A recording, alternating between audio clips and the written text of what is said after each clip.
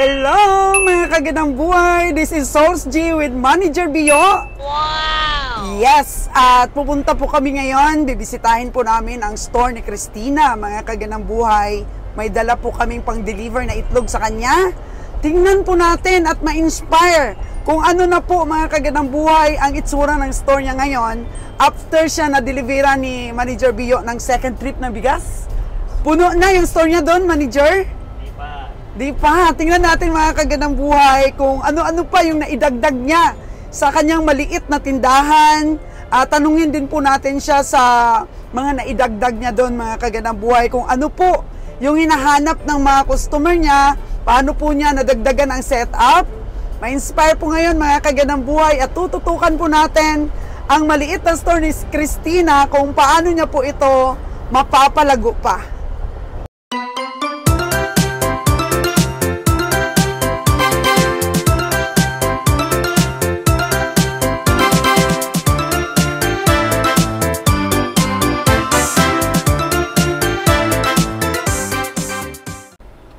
So, ayan po ang ating i-deliver dito po sa Tangalan. Ang order po ay 50 trays na itlog. Pero nagpasubra po tayo mga kagandang buhay. O, nakuna na po natin ang basag yan. At hopefully, ito na po ang umpisa. Mga ka-Source G vlogs ng ating rolling store. Tututukan natin. Pero, wag pong mag-alala. Babalik pa naman po tayo sa Negros, sa atin pong mga suki sa Sipatan Serye. Yan, kailangan lang nating maiplastar ulit ang mga negosyo natin dito sa probinsya ng Aklan. Gawa ng wala kaming maparkingan. Dito na lang namin sa budiga niya i-deliver. May parkingan ba tayo dito yo? Ito, dito lang no? Ito yung bahay niya? Ito. Ito yung budiga. Yan. Ito yung budiga niya. So, separate. Meron po tayong, dito, lugar. Sigurado na po ang kita sa delivery, mga kagandang buhay. Yeah!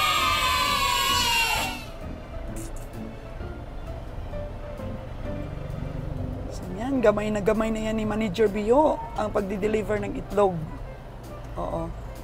Malaki po talagang factor mga kagandang buhay na kasama po ako sa mga deliveries. Makuha natin ulit yung ating mga suki. Dati, grabe. Truck ko na yan, kaya ko pong paubos.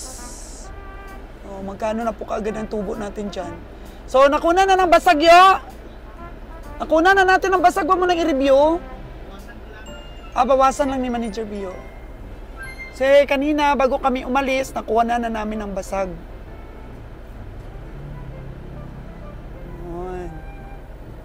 Tapos, ito po yung pang-deliver natin kay Christina. Nakasipirit naman po. Yung pang-deliver natin kay Christina. Ito pong Travis Long, mga kagandang buhay, ay nagkakarga po kami nito ng mga 800 trays dati. 800 po ang kinakarga namin.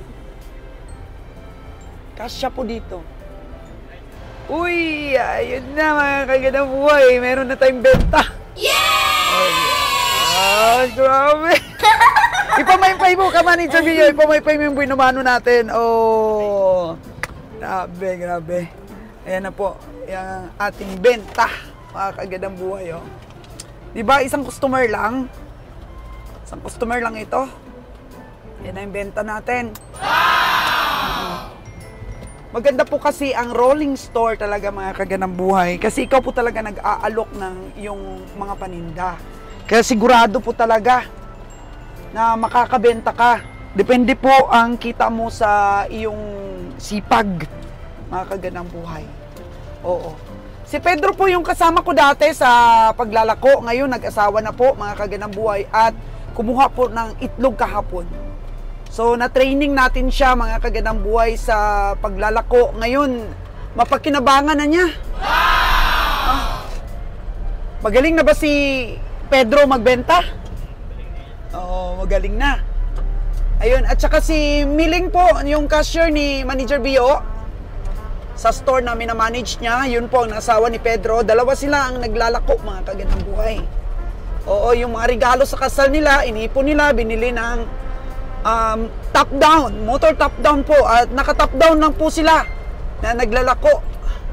So, kung magaling ka talaga, sinadibdib mo yung mga turo ng amo mo sa'yo, eh kayang-kaya na pong tumayo sa sariling paa. Mabubuhay na po yung bubuuing pamilya. So ayan, proceed na po tayo sa Kalibo Clan kay Christina Store, mga kagandang buhay.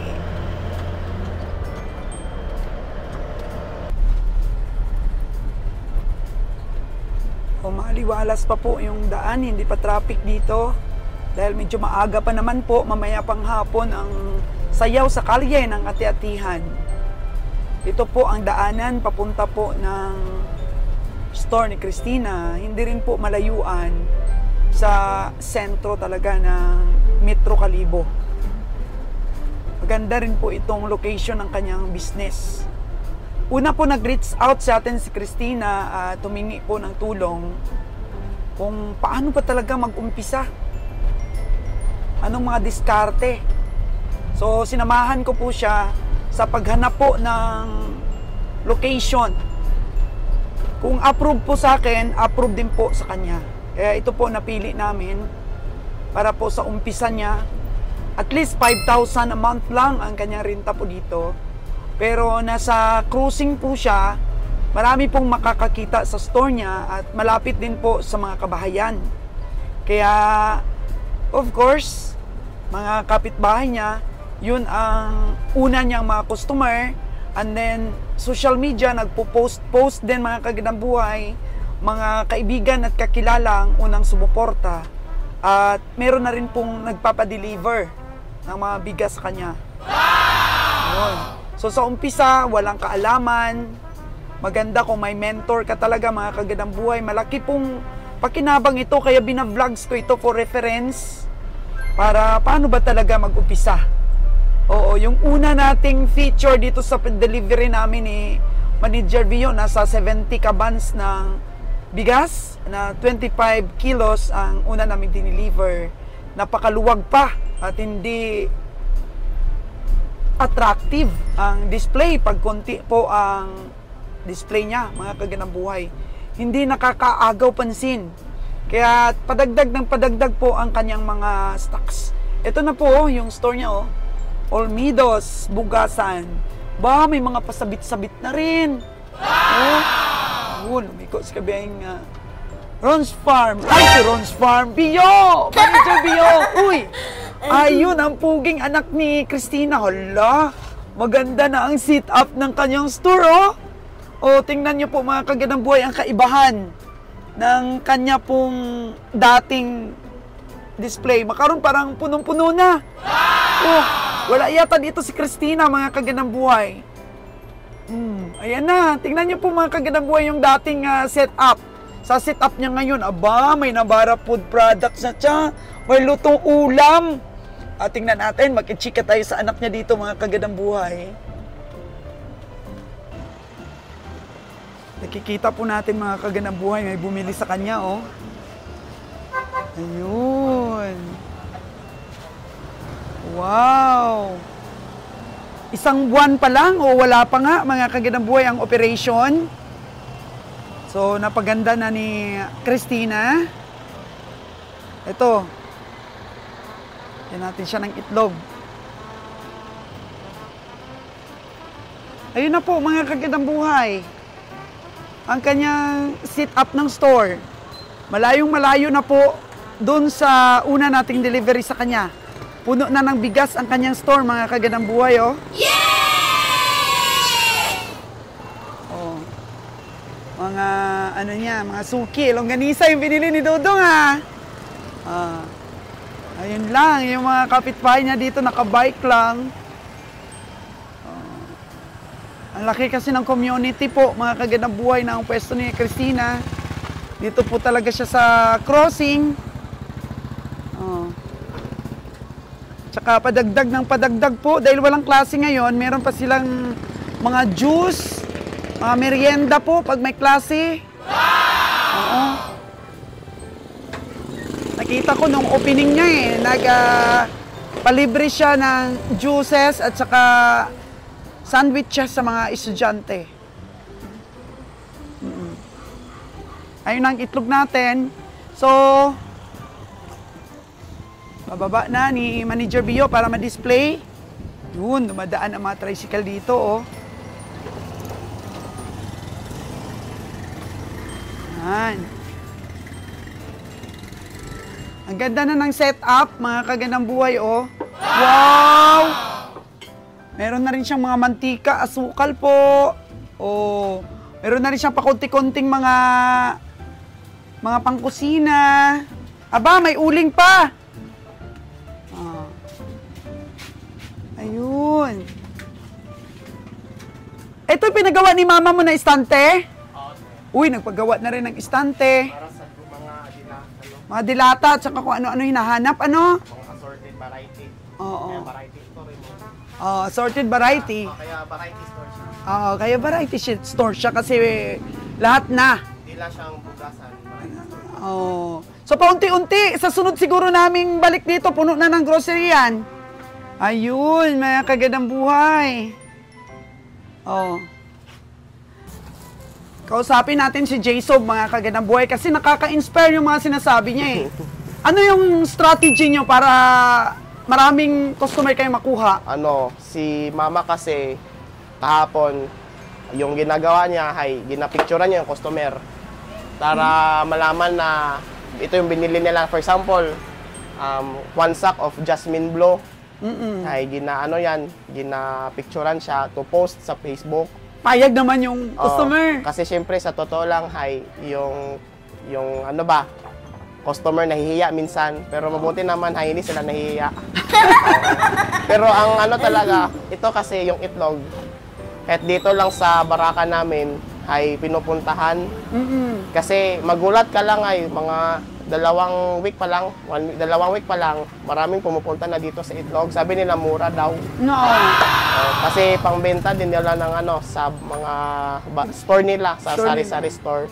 Oh. Tapos yung sa bigas ngayong araw, may delivery din sa hotel.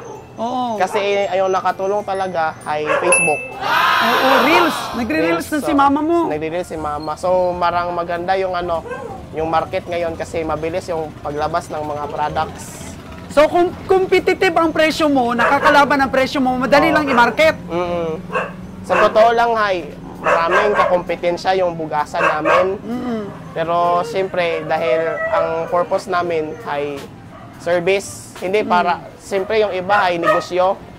Pero sa amin ay gaserbisyo kami sa tao. Yung makamura ba? Makamura sila, tapos nahatid yung pa. Oo, yun. Kasi sa totoo lang, business is business sa other. Pero sa amin, basta makabulig kami nga bugas ay barato. Yes. So yun yung namin, yung purpose din namin dito sa Olmedos Bugasan Variety Store. Na pagbibili kayo dito, swak yung doon sa Kalibo kasi, yung 30 pesos mo masisipo pa dito pag dito ka bumili. Oo. Tapos mas mura ka pa, kagaya ng Hasmin Blue mo. Actually, ito, the Hasmin Blue sa Kalibo is 60 to 62 pesos. Kasi kami ni mama. Nag-rubing. Rubing. Ang kasi doon, price difference 3 pesos to 2 pesos. So sa totoosin kayo, bumili sila ng sangkasako na Hasmin Blue. Ang diferensya namin doon sa kanila is 100 pesos. Unlike dito na makakasave pa sila. Yun. Kasi yun nga among purpose ay yung mga mamimili dito na within Kalibo area, matulungan namin na mura yung mabili yung bigas. Maganda pa yung pwesto nakuha natin? Opo, maganda. Kasi for example, yung mga taga doon na barangay Puok, Andagaw, Talipapa, New Buswang, Baybay, dito sila pumupunta.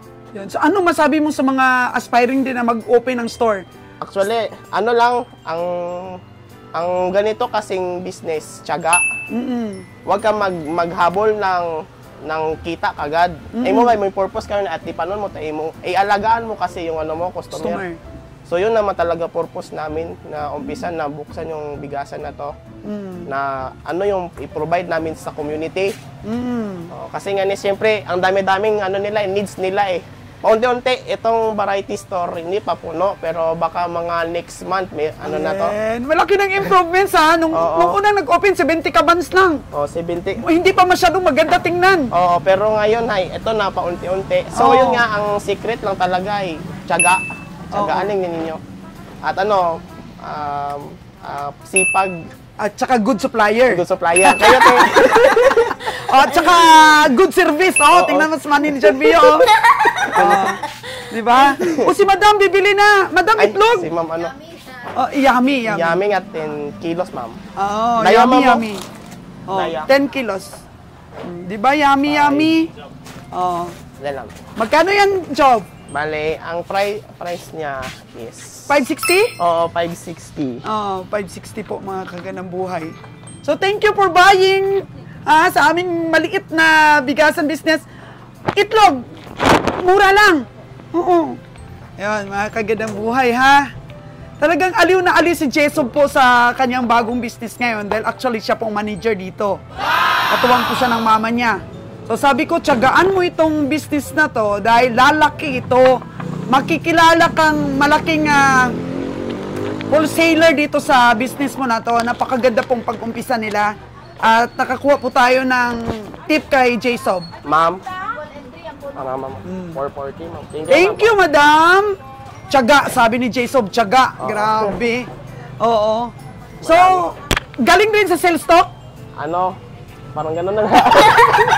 Ilang taon ka pa lang, J-Sob? 23 tayo. 23, oo. Parang si Ron's Farm Official din po, mga kaganang buhay.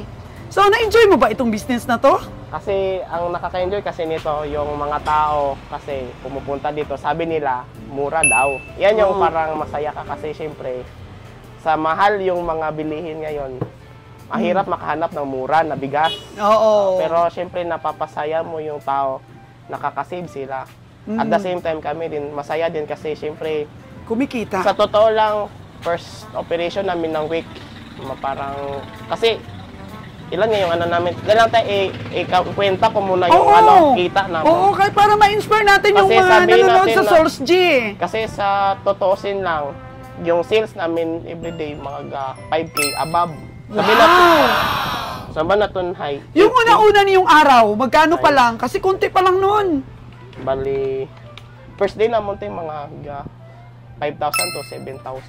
Oo. Ganun, pero sa totoosin lang, abi nga ni namon ay below pa karon. Pero ngayon, maano ta, Okay siya. kamakailan yung nakabot, 9K. 10K. Yes. Kasi, si pinakamabili kasi ito, si Jasmine Blow. Tapos si Yellow. Pero kasi, mga... Hasmin din yan. Pero yung kaibahan ng hasmin na yellow, para siyang maumuukad. Pero yung blue naman is parang sticky. Sticky. Ito yung star of the Ito yung pinaka-star, yung top 1. Maraming hasmin, pero hindi kasing ganda ng hasmin blue. Oo. Maraming imitation, pero nangunguna pa rin si hasmin blue. Si Jasmine Blue pa rin yung Thank you, King Phil's Rice Solution. Promise, ito yung pinakamabili namin dito sa Tingnan mo mga kagandang buhay. Looking forward, J-Sob, hindi lang ganon ang benta mo. Mas kung may delivery ka pa, makilala ka pa. How much more kung mag 1 year na itong operation mo? Kung mag 1 year po. Oo. So, okay. Nakikita mo na yung bright future dito sa negosyo mo? Opo. Kasi syempre, wag kayong di mo ma-judge yung isang business. Minsan akala natin maliit pero lumalaki siya. So ang lang talaga tiyaga. Tiyaga lang talaga. Oo, At tiyaga. pagmamahal. Oo, love mo yung trabaho mo. Love mo yung mo, yung ginagawa mo. At anong tawag nito? Consistent. Consistent. Oo. Baka naman magbukas ka ngayong araw, alas 7. Sa sunod araw, alas 10. Kanina naman talaga, na-late ako ng kaunti kasi may kami, ginawa pa kami sa bahay. Manager Bio, tingnan mo muna. Tag 87, te. Tapos, hindi half iyaw. Ay, what a bit. May namatabing 200 grams, ag 400 grams, te. Pero atong pinakamanubo ka 200 grams. Pork, doon? Longganisa. Pork, May frozen products na po siya ngayon, mga kaganang buhay. Pork, longganisa. Di ba? Tapos may ice cream na rin sa susunod na mga araw. Inaasikaso ko pa po na mabigyan sila dito ng freezer, mga kagandang buhay ng Dan Eric's. Inaasikaso ko pa po yan. 115, Nay. 115. Oh, 115. Bali, longganisa lang. Ay, ang kusino sila eh. 87. O, tocino. Longganisa Sa lang. Kasi longganisa. So, sa 115, may tubo na po siya doon na 13 pesos, mga kagandang buhay. 13 pesos. Oh. Ayun, ang tracer nilang maliit yun. Nakaka-inspire. Yun, no? Nakaka-inspire po talaga yung, ano nila. yung isa pang ano ng mga customer, yung feeds. Feeds. Kasi may mga tatay na sa bungiro kasi. Yun. Kaya pa ba? Kaya pa ba yung feeds dito? Kaya kasi Dito banda. plan namin dito na ano, 15 na. Bali plan namin na arrange ulit. Oo, i-arrange ulit. Kasi ano lang dito, yung mga tao, random, parang magugulat ka kung ano bibigyan ko ulit. Battery. Tapos floor wax. Sabi ko, Maraming nahanap sila. maraming ano na wala pa dito, kaya ginap unti-unti na may... Alam mo, magagamit mo itong space na to, Dong. Okay. Dito pa. Ito Pwede kang makalagay ng estante pa. Dito sa may gilid-gilid. Oo. Estante pa yan. Ay, hindi tingnan mo imo. Ano na kumalan?